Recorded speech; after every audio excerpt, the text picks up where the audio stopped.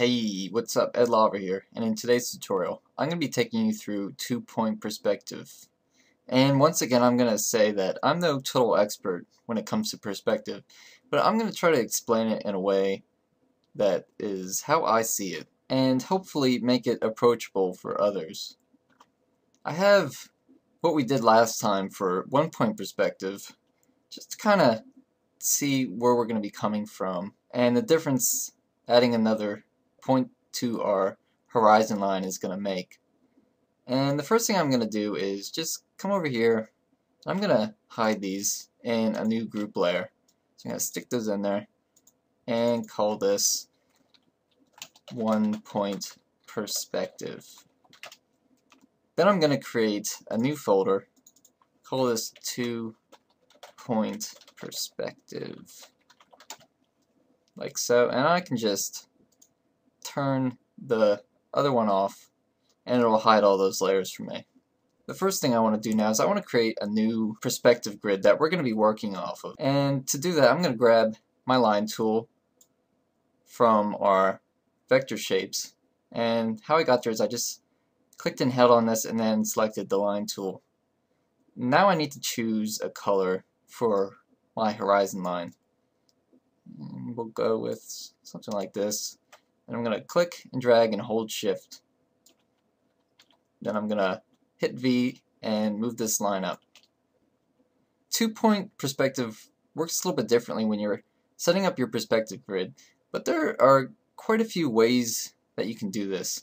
You can have both points on your line here to kind of create more of an exaggerated angle.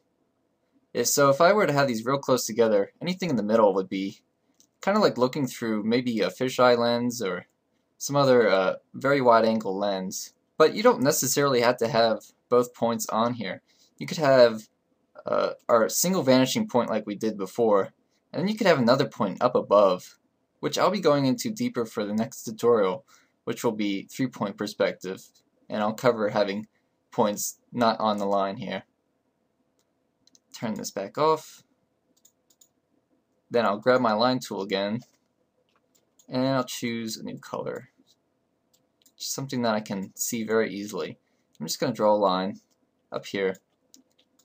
And now I'm going to hit V, bring up my move tool, and hold Alt. And you see my cursor turned into a double arrow.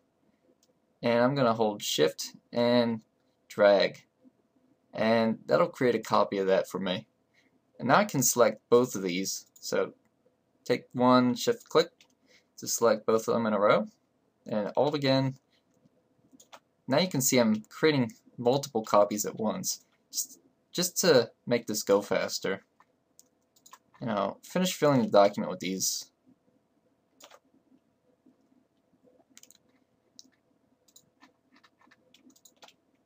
It's okay if you go off bottom of here, because the way I'm going to adjust this, you probably want a little bit extra on each side. And with all this selected, come down to the bottom, click up here, and we create a lot of these. But I'm just going to combine these into a single layer with Control E, and that'll merge anything you have selected together. And now I need to transform this. And to do that, I'm going to hit Control T, and I want to line up this center point with my horizon line here. So I'm going to drag this up like so, just to match it. That's because when I transform this, I want it to draw in to a single point, and an easy way to do that is with the perspective transform. So when you click on one of these corners and start dragging in or out, the opposite corner will move with it. So if I move it in, the other corner will move in, and if I move it out, then the bottom corner will move out likewise. But you can also move it in this way, pretty much whichever direction you need. But for now I'm going to move this in. And I can kind of drag this all the way down if I wanted to, but I want it to kind of fall off into the distance, so I'm not going to go that far down with it. I'm going to have it sit about here. And an easy way to duplicate this, instead of drawing new lines, is hit Control J, then change color, so Control U, to bring up your hue saturation. I can drag this to a different color here, maybe red. That's pretty good. Then I'll hit Control T again and flip horizontal. Now it's going in the opposite direction. But I want to adjust this side a little bit more. So I'll go back to perspective and I'll kind of reduce the perspective on that. Or maybe I'll have it go even more. So this side will be, the vanishing point will be closer to our document instead of going way off into the distance. Zooming in here, you can kind of see already the lines create a natural shape. I'm going to put these all in this folder here. Or you know what, I'm going to create a new folder. We'll just call this one perspective. Again, you can have the same layer names in your document if you need to. Then I'm going to lower the opacity on this to about 25%, the same as before. Now I'm ready to create some shapes to fit in this. I'm going to grab my line tool over here. Then up here I still have all my controls for vector shapes, and I'm going to click the rectangle. Now I'm going to choose a color for this. I'm going to want a couple colors because I'm going to create different sides. So we'll go with green again, and then I'll flip my colors with X, choose my foreground color, then select my background color with the eyedropper. I'm going to select a darker version of that color. The rules that we followed for one-point perspective still apply here, except that you won't have a shape just facing outwards like so. Instead, you're going to have to angle each side of this. So if I were to put this on the corner here where those lines intersect, you can see very easily how this should line up with our perspective grid. So I'm going to hit Control T, and now I want distort. And distort is really nice for, well, distorting things. And just like that, you can put points into perspective. So each of these corner points will let you drag them around as you see fit. And if you hold shift, you can kind of drag them in straight lines just to kind of make sure that this top point matches this bottom vertically. Because like with one-point perspective, the side angles here aren't going to change. Instead of horizontally being straight, it's going to be vertically with two-point perspective. That looks pretty good. I'm going to hit enter. Now I'm going to create a new shape, but if I go to do that, it's going to still have that dark color selected. That's because I still have my path highlighted here. And to get rid of that, I'm just going to click off, then back on. Next, I'll draw yet another shape. I didn't actually change color, so let me undo that. There we go. Then I'll hit Control T and select Distort once more. And you should probably be able to tell what we're going to do with this already. So one side will follow your one perspective set, and the other side will usually always follow the other side. And I'll just kind of match these corners here. Usually I don't have to worry about it being perfectly straight when you're matching them to the other shape, because you can just sit it behind it and it'll hide any mistakes. Then I'll fix this corner. I'll just hold shift, that way it stays aligned with the top point. And I'll hit enter. Now I'm just going to move this shape below that one because I didn't create a straight line there. The next thing I need to do is fill in the bottom. The rules don't change with your horizon line from one-point perspective. So anything above you'll see underneath, and below you'll see on top. And I'm going to choose a third color here, so I'll go extra dark and darker. Come down here, I want this to be on the total bottom, and I'm going to draw just a box. It doesn't matter how I set this because I'm going to be really adjusting the points on this. Zoom in and then Control T to bring up my transform, and I want distort again.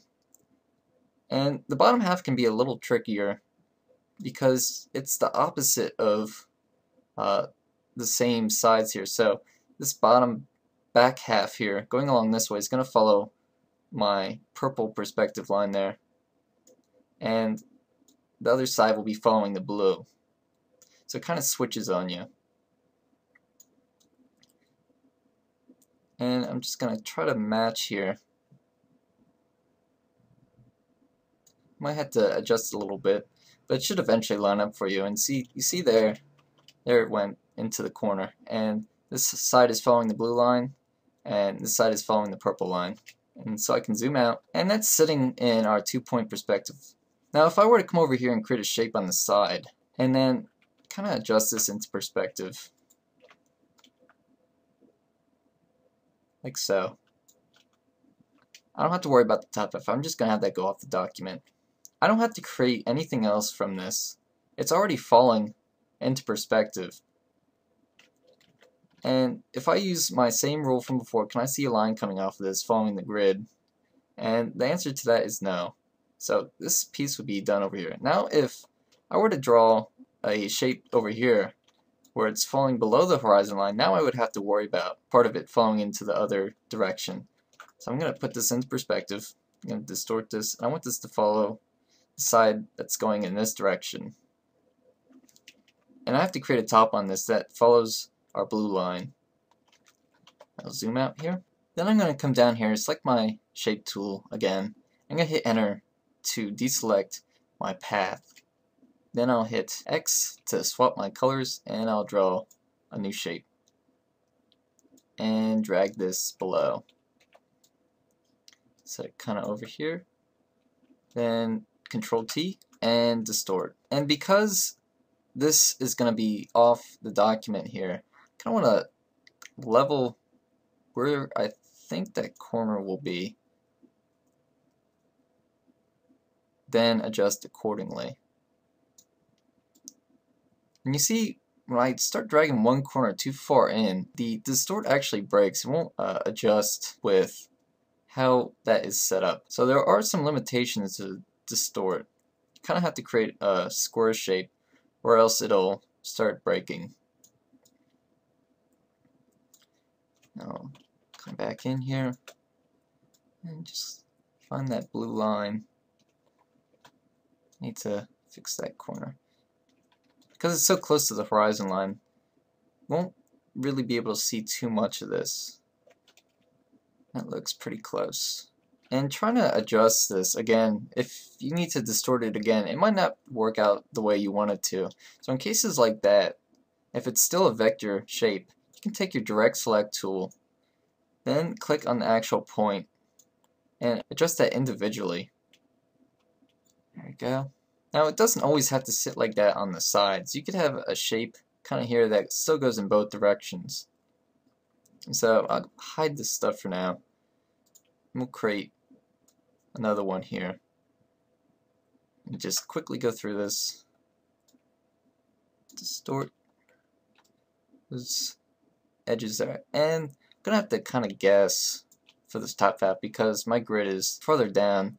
You can kind of get a good eye for it. I'll just kind of push this off the edge, like so. Then I'll create one more shape. And I'll match this top corner, and I'll scale it down just to match the corners, and I can distort.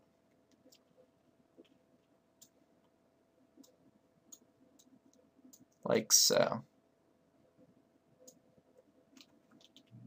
The last thing I want to do is I want to create a complex shape like we did before for 1-point perspective.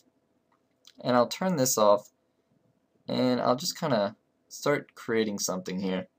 Just grab my shape tool, and I'm going to add to this, so I'm not creating new shapes for each one. There's something sticking up, down. And now I'm going to put this into perspective. So I'm going to distort this the best I can here. And because I'm using a grid, it should line up all along here. Be down.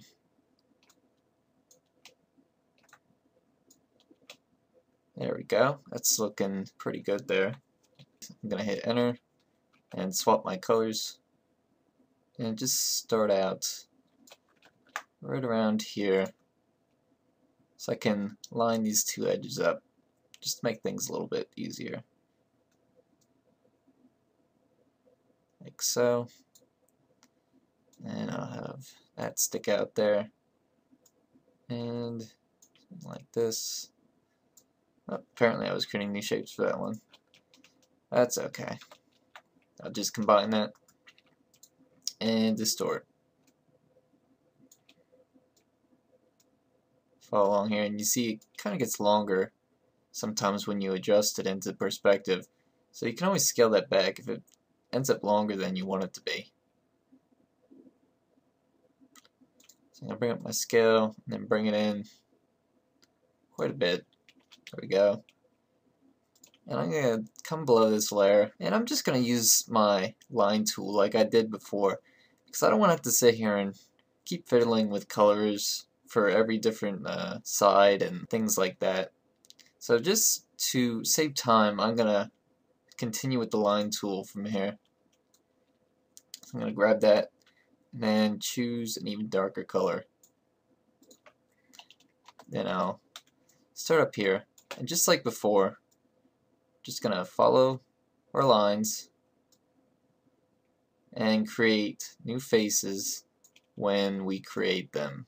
So right here I created a new face, so I need to come in, but this time I'm gonna follow my blue perspective line going to the right. I probably don't want to make this too wide because it wouldn't make sense with how thin that top bar is. I still have along here that I have to worry about. And I probably should have switched this to creating raster. I'm going to combine that, and I'm going to erase this extra piece here. So that looks a little better. I'll come back here and switch this to my drawing tool. And I can see here, so I'm going to just fill that in. And for fun, I'm just going to have something stick out the side here.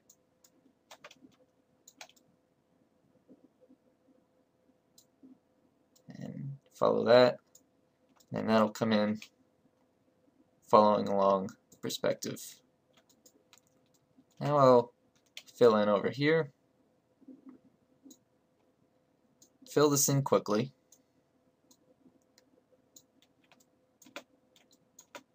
And I'll just have something else stick out the bottom here. And so again, I'm following my perspective. I need to come off this side here. And then I want to follow perspective underneath here, just so it matches up. So this middle line actually needs to come in farther because it needs to line up with both of them in perspective. So it goes this way and then that way. And I'll just erase the extra here. And I need to take care of this last little piece on top. Like so. And there. And this is pretty close to the horizon here, so it's going to be a little difficult to see pretty much anything here. I'm going to come out here like so. I'm just going to come in just a bit. And then this will intersect with this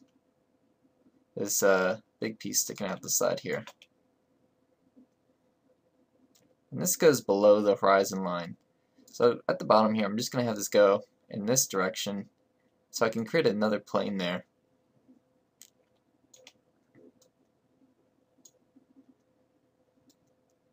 And take care of that piece.